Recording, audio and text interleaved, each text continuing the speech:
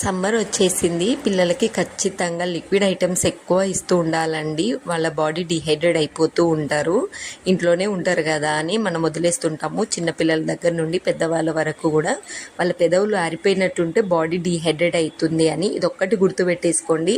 Water ఎక్కువగా ఇస్తూ ఉండండి. వడదెబ్బ అలాంటివి కొట్టదు. ఇంకా స్కూల్కి వెళ్ళే పిల్లలకైతే డబల్ కేర్ అయితే తీసుకోవాలండి. సగ్గుబియ్యం జావ ఖచ్చితంగా వీక్లీ 2-3 టైమ్స్ ఇస్తూ ఉండండి. ఇక నేను ఒక 2 స్పూన్స్ వరకు సగ్గుబియ్యం నానబెట్టేసుకొని అవి నానిపోయిన తర్వాతకి 2 స్పూన్స్ వరకు రాగి ఫ్లోరు, నట్స్ పౌడరు, మా పిల్లలు స్వీట్ తింటారనేసి 1/2 స్పూన్ వరకు అయితే నేను బెల్లం పౌడర్ వేసాను. లేదంటే సాల్ట్తో కూడా చేసుకోవచ్చు. సగ్గుబియ్యం మంచిగా ఉడికిపోయిన తర్వాతకి కొంచెం సాల్ట్ వేసి మనము వాటర్లో మిక్స్ చేసుకున్న రాగి ఫ్లోర్ కూడా వేసేయండి. మంచి ఇన్స్టెంట్ ఇమ్యూనిటీ వస్తుందండి. 2 కాంబినేషన్ పిల్లలకి హెల్దీగా ఉంటారు. ఒక గ్లాస్ తాగారంటే సరిపోతుంది. ఇలా లిక్విడ్ లాగా ఇచ్చేస్తే జాగ్రత్త ఉండండి. సమ్మర్ని మనం నెగ్లెక్ట్ చేస్తే ఇంకా